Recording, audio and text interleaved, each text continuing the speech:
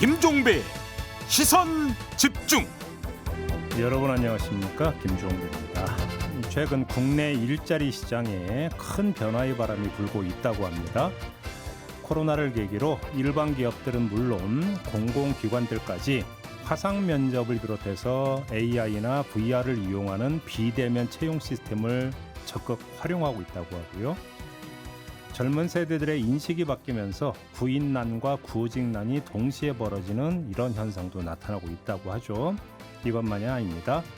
정부가 내년에 공공노인 일자리의 숫자를 줄이겠다고 밝히면서 노인들의 설 자리는 더욱 좁아질 것이라는 우려도 나오는데요. 김종배의 시선집중 토요일 코너 토닥토담에서는 바로 이 문제, 일자리 시장의 큰 변화의 바람을 한번 제대로 짚어보겠습니다. 9월 24일 토요일 김종배의 시선집중, 광고 듣고 시작합니다.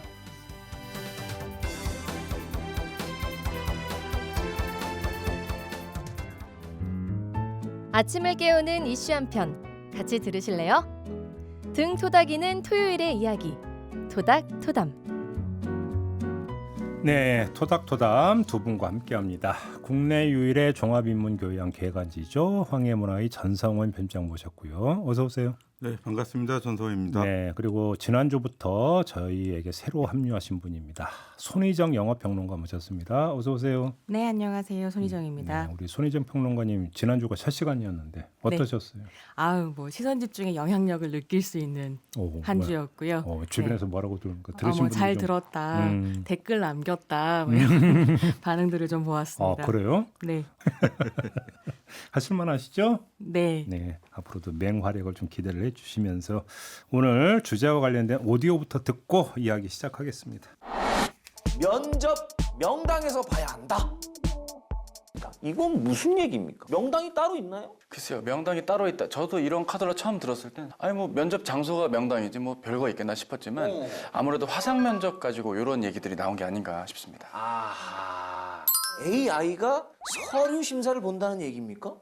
아니면 단순히 뭐 오타라던가 뭐 좀 띄어쓰기라던가 뭐 이런 거 뭐 그런 거는 체크할 수 있겠지만은 그렇죠. 아니 이런 내용들 파악하기는 거는 좀 AI가 하는 게 좀 쉽지 않지 않나요? 어떻습니까? 그렇죠. 이게 오해하시기가 딱 쉬운 게 딱 단어만 들었을 때는 전지전능하게 띠리띠리 너 합격, 너 탈락 이렇게 말해주는 건 줄 아는데 그것이 아니라 서류를 평가하는 분들이 평가를 좀 더 쉽고 효율적으로 할 수 있게 지원자의 지원서를 컴팩트하게 정리를 해주는 차원으로 이해해 주시는 게 좋겠습니다.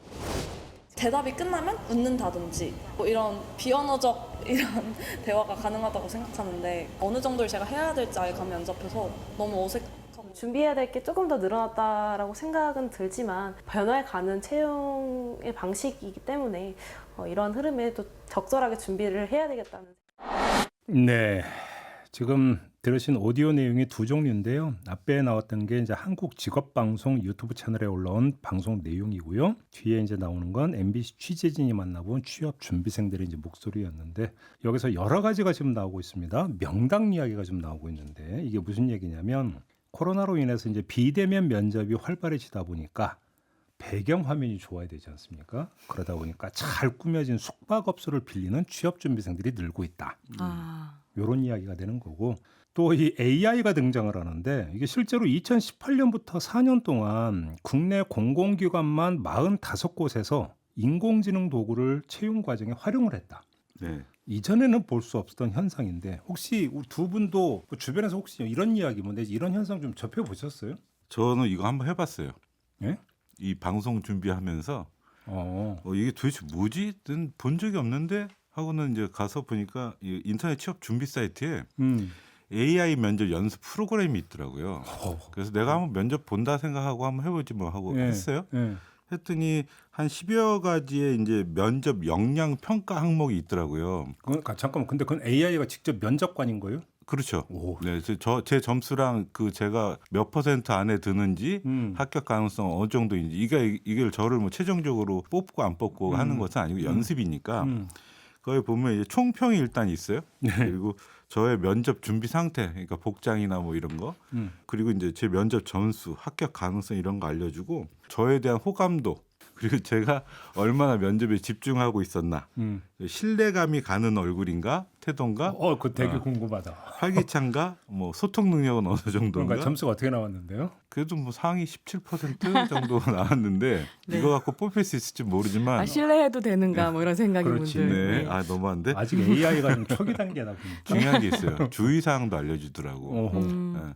그 면접할 때 머리를 좀 도리도리 하니까 그 면접관이 볼 때 주의 산만하게 보여서 도리도리가 도리도리 하지 말라고 하던데요. 네. 이게 저 같은 경우는 한 1, 2년 전부터 유튜브 알고리즘을 타고 AI 면접 대비법 이런 동영상들이 떠서 AI로 면접을 보는구나 이런 생각을 했었던 적이 있고요. 근데 이제 그 내용을 보면 실제로 요즘에 진행되고 있는 AI 면접이라고 하는 게 사실 정확한 면접이라기보다는 인적성 검사에 가깝고 이게 뭐 100점이나 정답이 있는 방식이라기보다는 지금 이제 편집장님 얘기하신 것처럼 뭐 도리도리를 한다면 그 다음에 태도로부터 뭔가를 읽는다든지 이런 방식으로 진행이 되는 것 같더라고요. 근데 뭐 요즘에는 일반 기업까지 하면 600여 곳 정도에서 지금 AI 면접을 사용하고 있다고 하고요. 한 취업 포털에서 2021년, 2022년 이제 취업 구직자들을 대상으로 이 AI 면접 어떻게 생각하냐라고 물었더니 한 10명 중 6명이 이거 좀 나는 대면 면접이 좋다. 좀 불신한다. 이런 식의 반응을 아직까지는 보이고 있다고 합니다. 요즘은 자기소개서 이런 것도 이제 자기가 이제 그 카메라 이제 보고 찍어갖고 동영상으로 제출하는 게 되게 많더라고요. 그렇죠. 그래서 옷 차려입고 뭐 좋은 카페 이런 데 찾아가고 뭐 촬영하고 이런 거 봤는데 AI가 면접 본다는 얘기는 저는 사실은 너무 생소한데 70년대인가 80년대인가 대기업 면접관에 관상가가 들어갔다는 뉴스는 제가 접해본 적이 있는지 모르겠어요. 네. 기억나시죠 여러분도? 네네네. 근데 AI가 면접 본다. 좀 기분 나쁠 것 같은데. 쉽게 하면 그럼 AI가 본다는 게 이제 시선 처리를 한다든지 자세라든지 이런 것들은 어차피 이제 그건 정밀하게 볼 수 있으니까 그런 의미 정도로 이해를 하면 되는 건가요? AI가 면접을 본다라고 하는 걸? 그러니까 이게 약간 게임 같은 형식으로 어떤 식의 이제 패턴이 나왔을 때 내가 당황하느냐 아니면 예컨대 뭐 똑같은 질문이 반복되는데 계속 실패할 때 끝까지 풀어내느냐 아니면 중간에 하차하냐 그러니까 이런 식의 이제 인적성을 본다라는 게 지금은 많이 나와 있는 것 같고요. 정확하게 뭐 어디에서는 100% AI 결과에 의존하기도 했다는 기사가 나오기는 하지만 사실은 이제 사람이 그 AI 평가 결과를 가지고 다시 이제 판단을 하는 AI한테 전부 다 맡기는 과정은 아직은 아닌 것 같습니다. 그러니까.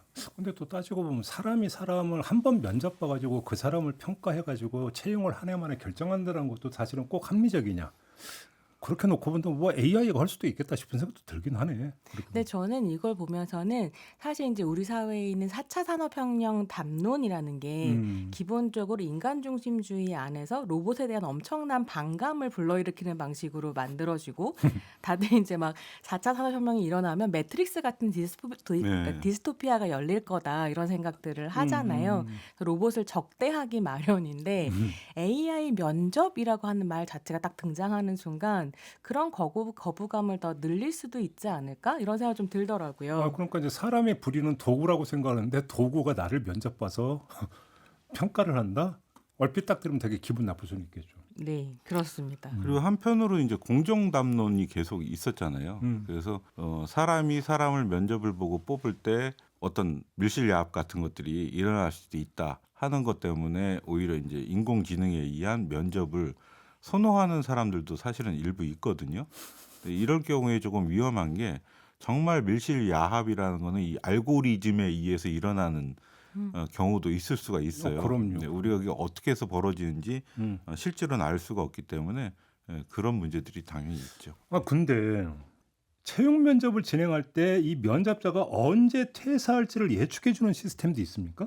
뭐 이런 것들을 만들려고 한다, 예정이다 이런 식의 이제 이야기가 나오고 있는데요. 아니, 어떤 근거로 그걸 예측을 해요? 그러니까 사실은 이런 것에서부터 AI 면접이 과연 공정한가라는 질문이 좀 나올 수 있는데 AI로 사람을 뽑는 것이 공정한가 아닌가 이런 질문들이 등장했을 때 제일 많이 이야기되는 케이스가 아마존 케이스거든요. 그래서 아마존에서 몇 년 전에 좋은 사람을 뽑기 위해서 AI 프로그램을 만들어 사람을 뽑았는데 여기에 뭐가 있었냐면 이 사람의 미래 성공 예측도까지 이제 판단하는 그런 식의 프로그램이 있었던 거예요. 근데 이게 문제가 뭐였냐면 지금까지 온라인상에 쌓여있는 빅데이터 안에서 성공할 가능성이 높은 사람의 어떤 계급과 성별 같은 것들이 있었던 거죠.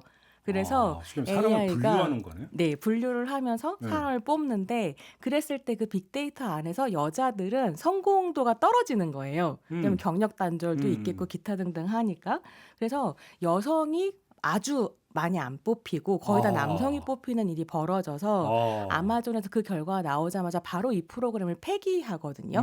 그러면 예컨대 한국 사회에서 언제까지 이 사람이 성실하게 일할 것인가 를 AI로 예측한다고 하면 한국은 명백하게 경력 단절 같은 문제들이 있기 때문에 여자들은 빨리 그만둘 거야라는 식의 빅데이터를 이제 기반으로 결과치가 나오겠죠. 그러겠죠. 그럼 이거는 사실은 공정하다고 얘기할 수 없고 특히나 무엇보다 요즘 한국 사회에서 그토록 강조하는 자율성과 자유의 문제에 있어서 개인성을 다 무시해버리는 이제 이런 식의 문제가 생길 수도 있을 것 같다는 생각은 듭니다. 그러네요. 그 사건이 2018년 10월에 있었던 사건인데 아마존 사건은 그러니까 IT 업계에 진출한 여성의 숫자보다는 남성의 숫자가 많기 때문에 현실적으로 현재 구조적으로 또 그런 측면이 있어서 그런 결과가 도출이 됐고 또 비슷한 사례가 그 미국의 이제 법원에서 그 재판 지원 시스템으로 인공지능을 이용하고 있어요. 컴파스라고 하는 것인데 그 경우에는 흑인의 재범률이 높을 것이다라고 예측을 하고 있거든요. 근데 실제로는 백인의 재범률이 더 높아요. 그러니까 아까 손희정 선생님도 말씀하신 것처럼 어떤 사회 구조와 문화가 편향되어 있으면 그것을 통해서 만들어진 빅데이터가 결국에는 그것을 도리어 어떤 편견과 선입견을 강화하는 측면으로 나타난다는 거죠. 그러니까 빅데이터라고 하는 것은 결국은 그 기존의 어떤 자료와 정보를 끌어모아 가지고 패턴화 시키는 거잖아요. 결국은 그렇게 놓으면 그건 기존 사회 질서의 반영물일 수밖에 없는 거죠. 네, 그걸 도리어 강화하는 이제 현상이 나타나는 거죠. 그래서 저는 이게 면접이라고 했을 때 좀 염려되는 건 어떤 것들이 있었냐면 예컨대 제가 이제 화면을 보고 웃는다든지 아니면 긴장하지 않은 척 한다든지 이걸 AI가 보고 판단하는 거잖아요.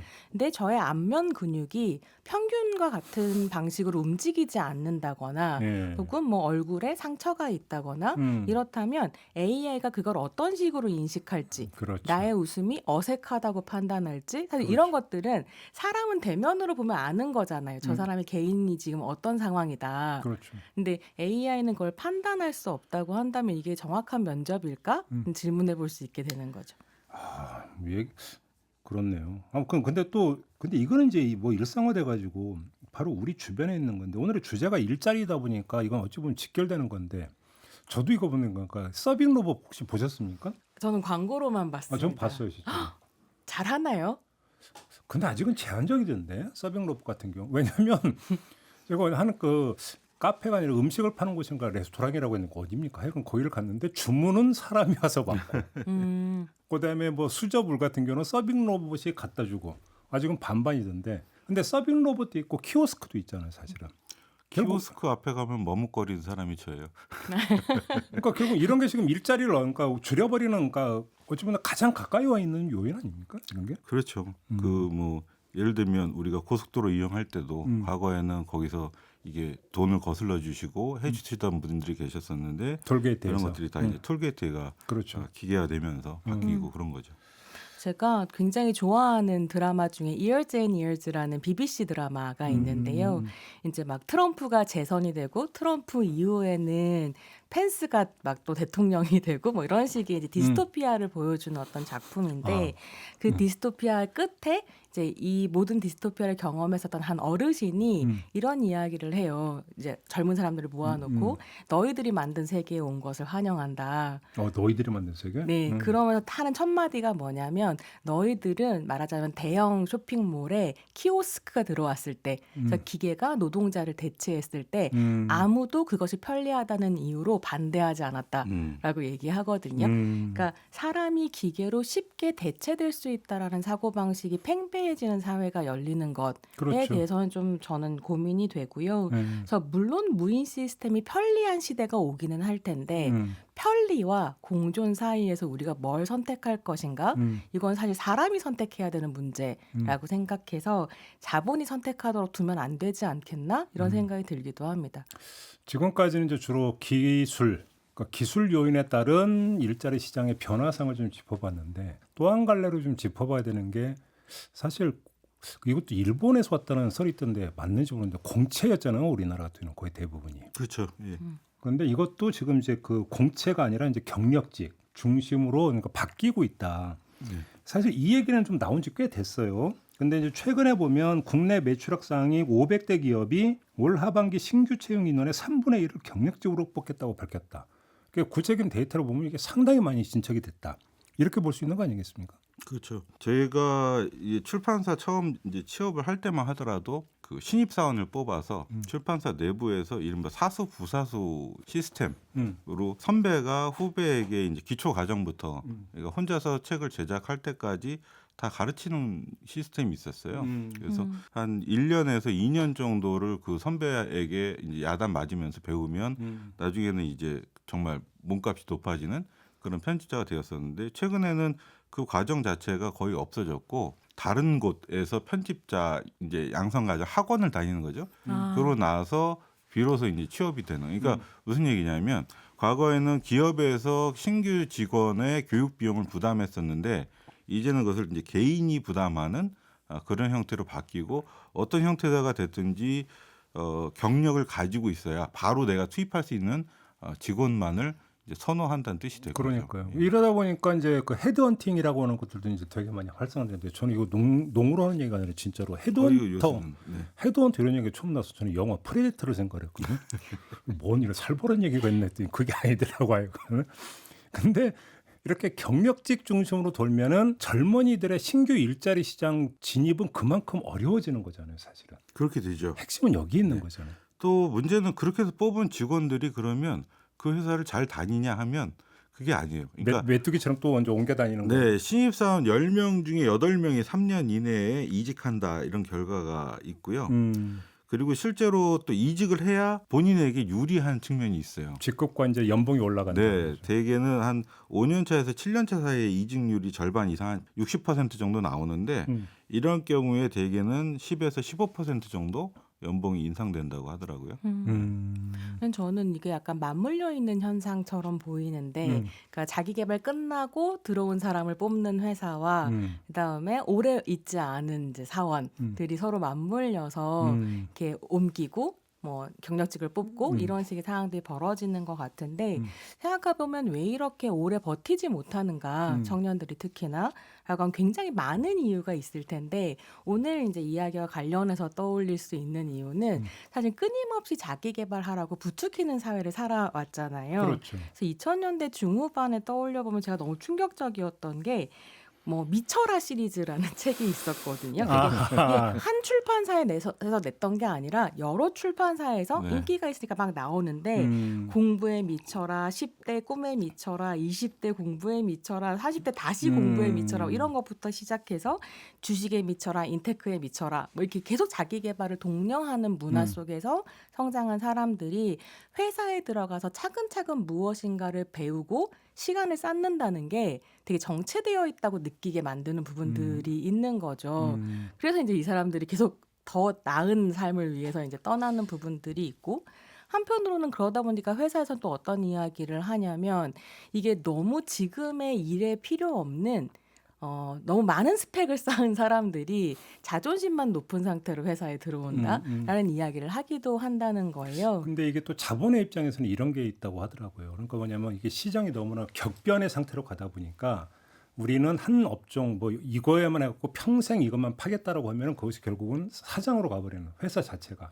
그러니까 시장의 변화에 그러니까 그때그때 대응을 해야 되는데 대응을 하는 게 결국은 직원들인데 문제는 우리는 그냥 한 우물을 팔게 좋은데 한 우물을 파겠다고 하면 그래서 신입사원 뽑아서 장기 프로젝트로 키워가지고 쓰겠지만 이게 안 된다라는 거죠. 시장이 바뀌다 보니까 그때그때 대응하려면 준비되어 있고 훈련되어 있는 사람들을 뽑을 수밖에 없고 또 이 논리가 있더라고요. 자본의 논리에 있어서는. 네. 그것도 저는 일리 있는 이야기인데 또 동시에 그런 건 있죠. 그래서 이 회사의 주인은 누구인가? 이 회사 미래 비전을 같이 생각하고 함께 할 사람들이 과연 그 회사 구성원 중에서 단지 CEO 그 사람들도 이제 우리 국내의 경우에는 이제 그 이른바 소유주가 있잖아요.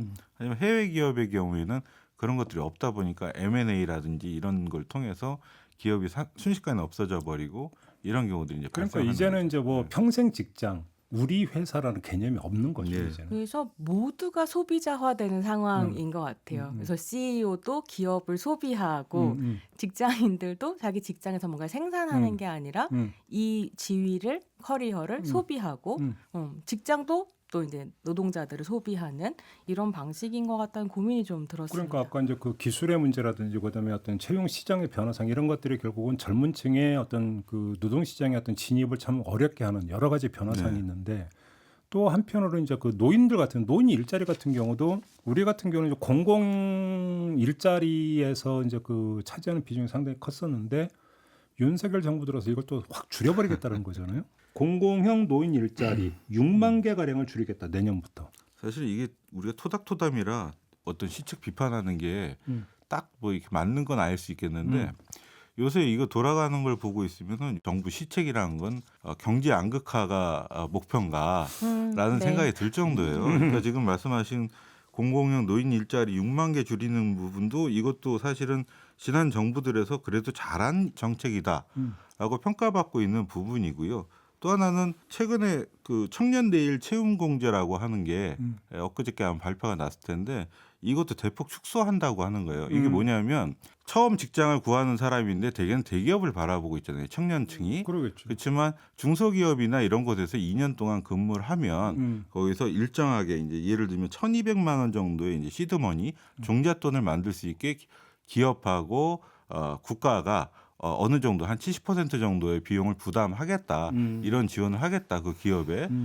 이런 건데 이거 자체를 대폭 축소한다고 하는 것. 그러니까 지금 일자리 문제에서 제일 문제가 되는 것이 청년층하고 노년층인데 이 양쪽을 다 죽이는 거예요. 짚어야 될 점이 한두 가지가 아닌데요. 여기서 잠시 전하는 말씀 듣고 좀 더 구체적으로 이어가 보도록 하겠습니다.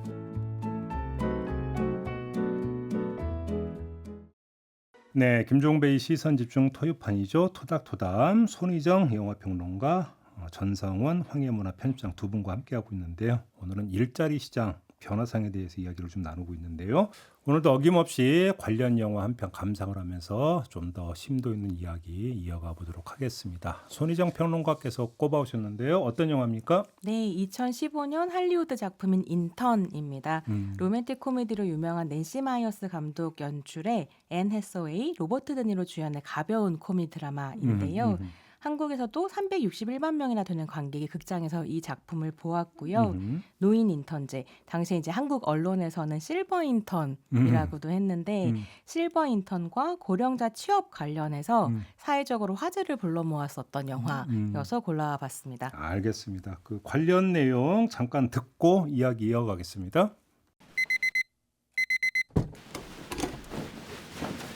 아내가 세상을 떠난 후 세계 여행도 다녀보고 매일매일 유명 카페에 얼굴 도장도 찍어보지만 어딘가 모르게 마음속 빈 구석을 채울 수 없었던 70살의 은퇴자 로버트 드니로.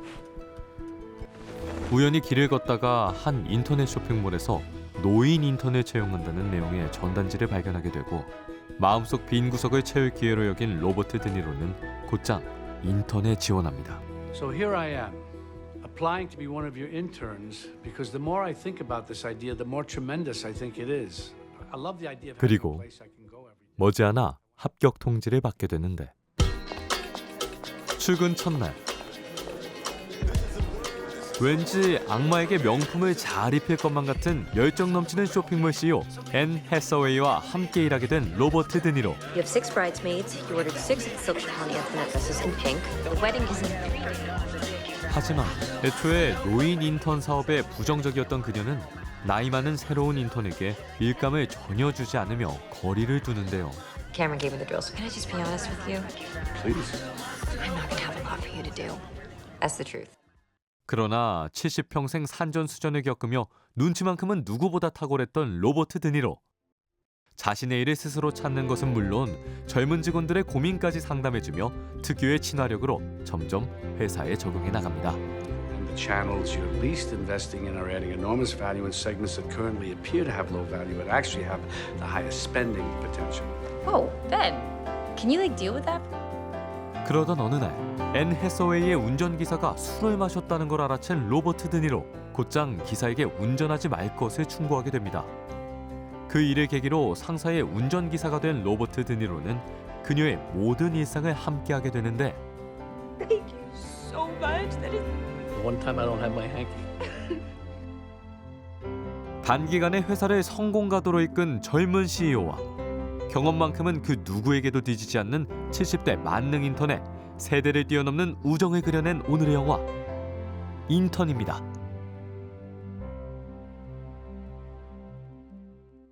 네, 영화 저도 참 재밌게 보긴 했는데 오늘 주제와 관련을 짓는다면 두 분은 어느 장면에 주목을 하신 겁니까? 전성훈 편집님은? 저는 뭐 특별한 장면에 주목을 했다기보다 이 로버트 드니로처럼 좀 좋은 할아버지가 되고 싶다 이런 생각을 좀 했어요.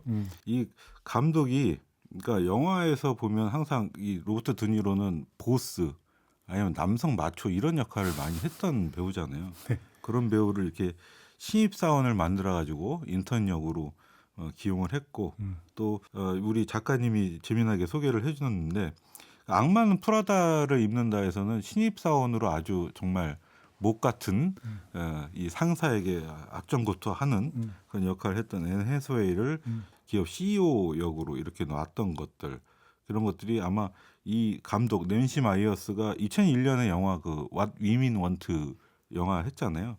그러면서 계속 어떤 젠더 간 소통 문제를 영화에서 이렇게 계속 다루고 있었기 때문에 아 이게 굉장히 부드러운 카리스마랄까 경험이 있는 남성을 이런 식으로 써주셔서 대단히 감사합니다. 뭐 이런 생각이 들더라고요. 예. 근데 이 드니로는 제가 영화 제목은 기억나지 않는데 또 그 할아버지로 나온 영화가 하나 있어요. 로버트 드니로가 뭐냐면 손주하고 방 쟁탈전을 벌이는 영화가 하나 있어요.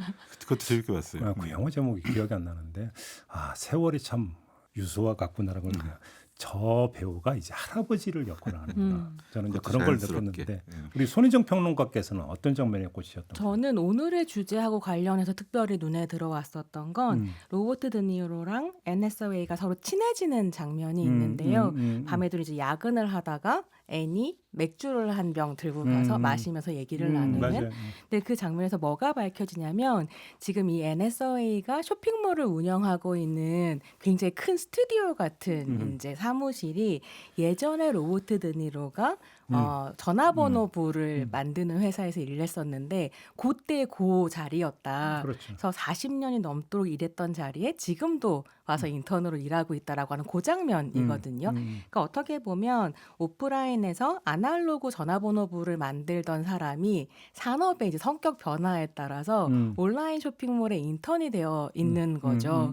그래서 그런 산업의 변화와 일자리 성격의 변화 세대의 문제 이런 것들을 한꺼번에 보여주는 장면이어서 그렇죠. 굉장히 인상적이었습니다. 저는 슬퍼요. 그래서 왜요? 왜냐하면 지금 일종의 그러니까 출판사 잡지사가 레거시 미디어 사양 산업에 종사하고 있는 사람 입장에서 그 인쇄소 이 출판 그러니까 네. 전화번호부를 인쇄하고 하는 업체인데 아 저희가 저렇게 변했구나.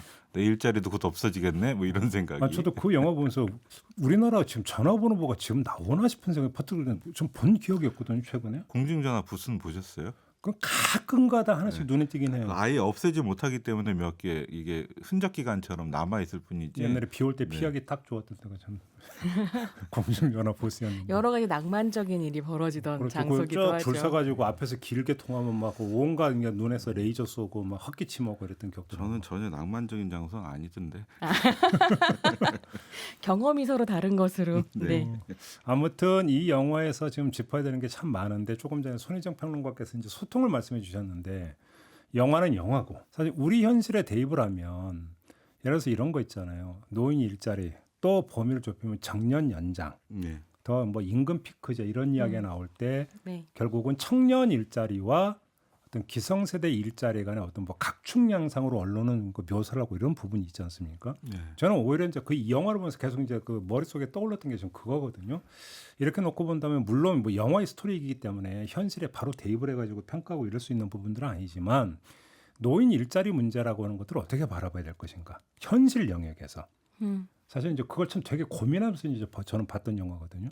두 분은 어떻게 생각하세요? 그 문제는 이게 지금 청년과 어떤 노인 간의 그 어떤 일자리를 둘러싼 갈등이라고까지 해야 될까요? 이 부분들 어떻게 간극을 좁힐 수 있는 걸까요? 그게 여러 가지 고민을 좀 하게 되는데요. 실제로 어쨌거나 자본이 원하는 생산력을 갖춘 사람만 사실은 사람으로 여겨지는 사회에 우리가 살고 있기 때문에 그게 아직 충분히 되지 않았다고 생각하는 청년 세대와 이미 그 생산성을 지나버렸다라고 생각하는 노년 세대를 경쟁을 붙임으로써 어떻게 보면 갈등을 만들고 그렇게 해서 자본이 이윤을 만들어가는 과정이 아닌가라는 생각이 좀 들기도 하고요. 그런 고민 안에서 보자면 인턴이라는 영화가 굉장히 흥미롭고 한편으로는 이제 고령 재취업에 대해서 생각해볼 문제를 주기도 하지만 당시에 다른 한편으로는 나의 쓸모를 증명해야만 사랑받고 인정받을 수 있다. 영화 스토리 안에서 예, 그렇죠. 노인들도 이런 식의 문제를 보여주고 있는 거 아니냐는 비판이 사실은 있기도 했었거든요. 그래서 일하지 않을 권리가 보장되어 있지 않은 상태에서 일할 권리만을 이야기할 때 사실은 이제 고령 노동자들이 내몰리게 되는 것은 굉장히 열악한 종류의 일자리다. 그게 지금 조금 아까 제가 이제 드렸던 질문과 연결이 되는 건데, 그러니까 이제 인생을 풍요롭게 즐길 수 있는 권리를 행사를 해야 되는 나이가 됐음에도 불구하고 그러지 못한 현실에서 오히려 일자리를 찾아야 되는 이런 현실과 그것이 또 어떤 청년 일자리를 감소시킨다라고 하는 또 한편의 주장인 맞서버렸을 때 어떻게 풀 거냐. 근데 저는 이게 되게 구성의 모순이라는 말이 있잖아요. 이런 것도 있거든요. 연금 개혁을 이야기를 해요. 그러면서 고령화가 지금 심해지고 있는 상태에서 왜 그 미래의 부담을 젊은 층한테 전부 다 짊어지라고 하느냐 이런 얘기를 해요. 네. 그러면 이것만 놓고 본다면 그러면 오히려 노인 일자리를 많이 창출을 해야죠. 그래서 예를 들어서 그 연금 뭐 수급 연령을 그래야만 조금 더 늦출 수 있거나 보험료를 올리거나 이런 것들이 가능해질 거 아니에요. 네. 예를 들어서 이것만 놓고 본다면. 근데 그래서 노인 일자리를 얘기를 하면 결국은 그것 때문에 정년 연장을 하거나 이래버리면 청년 일자리가 줄어버리지 않느냐. 이 두 가지는 충돌하거든요. 두 개를 조합시켜버리는 순간에. 질문이 잘못된 것 같아요. 왜 청년들이 번 돈으로 노인을 먹여 살리냐가 잘못된 질문인 아니 근데 거죠. 우리 사회에서는 그런 이야기가 많이 나오잖아요. 네. 왜 그러냐면 결국은 그 연금을 내는 사람들은 경제 활동을 하는 사람들이고, 근데 그걸 그러니까 타서 쓰는 사람들은 은퇴한 사람들이고, 근데 청년은 수가 줄어들고 있는데 노인은 많아지고 이렇게 되어버리면 부담은 더 올라가고 결국은 노인에 비해서 청년들의 연금 보험료율은 더 올라가고 부담은 더 커지지 않겠느냐. 이게 우리 언론이 지금 내놓고 있는 보도 그러니까 내용이죠. 그 언론 보도에 문제가 있는 거죠. 그러니까 미스매칭인데 대표적인. 그러니까 우리 사회에서 가장 고통받는 계층으로 하면 청년층과 노년층이 가장 심각해요. 네. 청년층과 노년층이 가장 심각한데 그럼에도 불구하고 이런 얘기 들어보셨을 거예요. 청년들은 직장이 없어서 난리고 현장에서는 데려다가 쓸 수 있는 사람이 없어서 난리다. 그게 구인난과 구직난이 왜 동시에 이게 발생하는 겹치냐?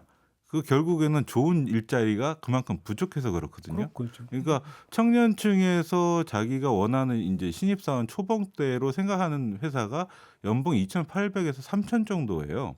그런데 이걸 지급할 수 있는 중소기업 숫자가 굉장히 많이 줄어들었어요. 그렇기 때문에 이 사람들은 이 밑으로는 자기가 도저히 가서 생활할 수가 없기 때문에 취업을 안 하고 있는 거고, 이분들은 이 이상으로 주면 도저히 회사가 운영될 수 없기 때문에 뽑지를 못하는 거예요. 더 주지를 못하는 거죠. 이런 상황이 지금 계속되고 있는데 계속 우리 언론이나 이제 정부 시책 이 얘기는 그 반대로 가고 둘이 계속 싸움을 붙이는 거죠. 배가 불렀다, 무슨 복지병이다 이런 식으로 가고 있는 거는 잘못된 거죠. 저는 그래서 사실은 어떻게 보면 전체 이제 노동 인구가 생산하는 잉여 가치로 돈을 버는 게 회사잖아요. 그러니까 회사가 조금 더 연금에 많은 기여를 하는 방식으로 개혁이 돼야 되는 거 아닌가? 저는 이제 경제를 잘 모르니까요. 상식적인 시민의 입장에서 이거를 그냥 사람들 사이에 싸움을 붙이는 방식이 아닌 방식으로 질문을 던졌으면 좋겠다는 생각은 계속 하고 있습니다. 현실화 되면 참 좋긴 할 것 같은데 현실화 네. 될 거냐는 또 어렵습니다. 별개의 문제인 것 같고요. 그다음에 또 한 가지는 조금 전에 손희정 평론가님이 사실은 되게 중요한 그 화두를 꺼내주셨는데 나를 증명하는 것을 강요하는 이런 문화. 이것도 되게 중요한 문제인 것 같아요. 나의 쓸모를 증명하는 거잖아요. 결국은. 근데 그거를 영화에서 약간 좀 훈훈한 미담으로 좀 묘사는 하고 있지만 한꺼풀 벗기고 보면 상당히 살벌하다 이런 얘기 아닌가요? 네. 제가 후배들한테 해주는 충고 중에 하나 그런 게 있어요. 회사는 당신이 과거에 이 회사를 위해서 무엇을 했는지 기억해주지 않는다. 그러니까 오로지 지금 네가 어떤 성과, 어떤 실적을 올렸는가 이것만을 보는 조직이죠. 그렇기 때문에 사실 이직을 할 때도 굉장히 어떤 스트레스들을 다들 받게 되는데 어떻게 하겠습니까? 지금 현재 어쨌든 구조는 그런 건 확실하니까. 그래서 영화를 보면서는 이제 NSOA가 연기한 캐릭터 자체가 그냥 이제 쇼핑몰을 처음 시작해서 1년 6개월 만에 막 200명 규모의 회사로 키워내고 엄청 이 사람이 판타지 인물처럼 보이기도 한데 사실 지금 같은 IT 시대에는 가능한 인물이거든요. 그래서 오히려 불가능해 보이는 인물은 로버트 드니로가 오히려 연기한 그렇죠. 벤처럼 네. 보이고 이 사람 그냥 어떻게 보면 저까지 포함해서 20대에서 한 40대 정도까지가 꿈꾸는 어른의 이미지, 그렇죠. 하늘에서 뚝 떨어진 천사 같은 이미지의 맞아요. 총체 아닌가. 극 중에 이 그 벤이죠 이름이. 네. 이 사람은 돈이 궁해서 지금 일자리를 찾는 사람이 아니잖아요. 그러니까요. 엄청 계급적인 문제가 판타지죠 연루되어 사실은. 네. 그래서 다가설 때와 물러설 때를 알면서 어느 길이 제일 빠른지도 알고 제일 맛있는 스프집까지 알고 있는 네, 이런 사람인 거죠. 그러니까요. 되고 싶다니까요, 제가 그런 사람이. 그레이 로맨스까지 연출이 되고 얼마나 좋아요. 그렇죠. 네, 그랬을 때 좀 고민하게 되는 건 그렇다면 왜 이렇게 젊은 사람들이 이런 어른을 기대하고 꿈꾸는가? 라고 하면 한편으로는 우리가 사실은 어른 없는 시대에 살고 있기 때문 아닌가? 그리고 이제 이 영화는 또 미국 영화니까요. 미국 영화를 보면서는 미국도 부모 없는 세대를 살고 있구나 이런 생각이 좀 들었습니다. 거기에는 사실은 그 엄마가 등장하긴 하죠. 전화기 안에서만. 그죠? 안에서만 등장하고. 근데 전혀 엄마답지 않은. 네, 굉장히 고통을 주는 사람이고, 그러니까 삶의 지혜를 전수하고 애정을 나눠주는 존재가 아니라 또 줄스한테도 끊임없이 너를 증명해라라고 이야기하는 엘리트로 등장을 하는데요. 이 부모 없는 세대의 문제라고 하는 것도 사실 함께 생각해 볼 만하다. 그렇죠. 그리고 사실은 여기서 이제 그 정말 비현실적인 캐릭터인 벤이 어떤 그 일하고자 하는 어떤 그 욕구 속에 담겨 있는 노동의 본래 의미가 무엇인가. 그러니까 지금의 어떤 현실에서 약간 좀 낭만적인 얘기일 수도 있겠지만 사실은 그것도 담고 있는 거잖아요. 이 영화에서는. 네, 확실히 벤이 하고 싶어하는 노동, 벤이 생각하는 노동은 몸을 움직이는 노동으로 표현되는 것 같거든요. 근데 이제 요즘 뭐 모든 게 비물질화된다고 상상하는 사실은 물질 노동이 그대로 있는데 그런 인터넷 시대에는 사실 몸을 움직이는 노동이 없는 거죠. 그래서 굉장히 이 영화에서 상징적으로 등장하는 장면이 사람들이 책상에 물건들을 쌓아놓거든요. 자기가 어떻게 해야 될지 모르는 물건들을 쌓아놓는데 아무도 안 치워요. 그리고 줄스도 회장도 이거 치우고 싶은데 몸이 안 움직이는 거죠. 근데 그걸 벤이 치우면서 그렇죠. 회장 마음에 싹 들거든요. 그렇죠. 그러니까 이런 식의 몸을 움직인다라고 하는 물질 노동에 대한 함의 같은 것도 영화에 의도했는지는 모르겠는데 곳곳에 숨어 있더라고요. 이게 현실이기 때문인 것 같기도 합니다. 근데 이 영화에서 보면은 또 하나 그러니까 포인트가 이 벤이라는 그 인물이 꼰대의 정반대에 있는 인물이잖아요. 대한민국에서 이야기하는 꼰대와는 전혀 성격이 다른. 다시 말해서 젊은 사원에게 자신의 방을 내주기도 하고 그다음에 젊은 회장의 카운슬러가 돼주기도 하고. 근데 저는 그런 점에서 놓고 본다면 노인이 이런 모습을 보일 때 세대 간 소통이 이루어진다라는 이야기로 성립이 될 수가 있는 건데 그러면 거꾸로 젊은 층은 이라고 하는 또 질문도 던져볼 수 있는 거잖아요. 이 점에 대해서 어떻게 생각하세요? 저는 거기에 이제 젊은 남자들이 제가 영화에서 되게 좋아했던 대사 중에 하나가 뭐냐면 앤 해서웨이가 이런 얘기를 해요. 니들 아냐. 요즘에 젠틀맨이란 단어가 사라졌다. 다 보이즈 앤 걸스로 대체됐다. 그러니까 소년 소녀들이 됐다. 남자가 사라졌기 때문이야. 그런 얘기 하거든요. 근데 그랬을 때 그 소년들 아직도 그러니까 부모가 없는 세대이기 때문에 여전히 소년과 소녀에 머물고 있는 사람들이 벤에게 와서 질문하고 도움을 요청하는 것. 이게 되게 재밌더라고요. 하라는 대로 하고. 근데 참 요즘에 또 어떻게 보면 저도 아직 젊다고 한다면 윗세대 말 안 듣거든요. 지혜를 빌리고자 하지 않고 근데 기꺼이 지혜를 빌리고자 하고 의존하고자 하는 태도가 또 우리한테 좀 필요하지 않을까 싶었어요. 그러니까 이 영화를 가지고 우리의 오늘의 주제인 일자리로 그러니까 접목을 시키면 사실 젊은 층과 노인의 일자리는 공존의 여지는 얼마든지 있다. 이 영화에서는 그걸 좀 추출을 할 수 있죠. 근데 우리의 현실에서는 솔직히 말하면 아직은 영화 속 스토리 아니냐. 일반한다면 이렇게 좀 봐야 되는 거 아닌가요? 솔직하게. 그거지? 뭐 미국도 크게 다르지는 않을 거예요. 그렇죠. 영화가 되는 것 자체가 그런 모습 보여주기 위해서 하는 거니까. 그러니까요. 그런 점에서 놓고 본다면 조금 전에 전성훈 편장이 말씀하신 대로 일자리 문제라면 결국은 청년의 문제이고 노인의 문제다. 양쪽에 있는 문제, 동시에 지금 작동하고 있는 이 문제다라고 하는 것이고 여기서 어떻게 선택의 문제는 아니잖아요. 이건 조화의 지점을 찾아야 되는 거잖아요. 사실은. 균형점을 찾아야 되는 것이고 그게 이제 바로 정책 역량의 문제인데. 그러니까 노동에 대해서는 이것이 과연 인간의 삶의 필수적인 요소잖아요. 노동하지 않고 살 수는 없는 건데 이제 현대 조직 사회가 되면서 이 노동을 할 수 없는 조건, 그러니까 몸이 안 좋아서 혹은 취업이 안 돼서 뭐 여러 가지 이유가 있지만 그럼에도 불구하고 어떤 노동과 다른 일을 찾고자 하는 사람들도 역시 계속 있거든요. 그럼요. 네, 그게 왜냐하면 어떤 조직 속에서 나의 가치나 어떤 의미를 찾아낼 수 있는 그런 관계 맺기이기도 하기 때문에 그 가정 외 또는 그 바깥에서의 어떤 의미 찾기 이런 걸 위해서라도 그런 것들도 역시 일의 형태가 굉장히 다양해질 필요가 있어요. 그렇죠. 일이라고 하는 게 꼭 회사에 출근해가지고 내 책상이 있고 거기서 뭐를 하고 이런 것만이 또 일자리는 아닐 수 있다. 이런 얘기로 연결이 되고 사실은 그래서 이제 그 작지만 확실한 사회 개혁을 꿈꾸는 분들이 참 이야기 많이 한 게 한 지역 사회 안에 그러니까 은퇴하신 노인분들이 편입이 되어가지고 거기서 지역 사회에 공헌을 하면서도 또 어떤 그것이 한 노동이 돼서 그러니까 수입으로 연결될 수 있는 이런 어떤 정책 아이디어들이 좀 나와야 된다. 이런 얘기들도 많이 하더라고요. 저는 사실 그래서 영화에서 되게 좋아했던 소품 중에 하나가 벤이 들고 다니는 손수건이었는데요. 이게 되게 많은 걸 함의하고 있는데 기본적으로는 전통적인 남성성의 상징이긴 하거든요. 신사로서 손수건을 건넨다. 근데 이제 이게 전통적인 남성성이라고 하면 많은 분들이 마초 남성성을 떠올리겠지만 실제로 미국 사회에서 전통적인 남성성이라고 하는 건 돌보는 남성. 이었고요. 군림하는 존재로서 존경을 받았다기보다는 공동체에 어떤 식의 서비스를 제공하면서 백기사였습니까? 예, 존경을 받고 백기사였을 수도 있겠고요. 사랑을 받는 이런 존재였었던 건데요. 그걸 되게 잘 보여주는 게 사실은 손수건이죠. 근데 이 말씀을 드리는 게 요즘에 이제 한국 사회에 특히 청년 남성들의 어떤 폭력들, 그러니까 여성 대상 폭력이라든가 이런 것들을 설명할 때 일자리가 불안정해지고 과거와 같은 밥그릇을 가질 수 없다라는 불안을 타인에 대한 폭력으로 해소한다. 이런 식의 설명을 하기도 하는데요. 그것이 폭력으로 대체될 수 있는 것이 아니라 오히려 이제 이런 일자리 불안이나 이런 것은 서로 돌봄을 강화하면서 사실은 해소될 수 있다. 이런 이야기도 함께 해볼 수 있지 않았나? 그게 오늘의 결론이 되겠네요.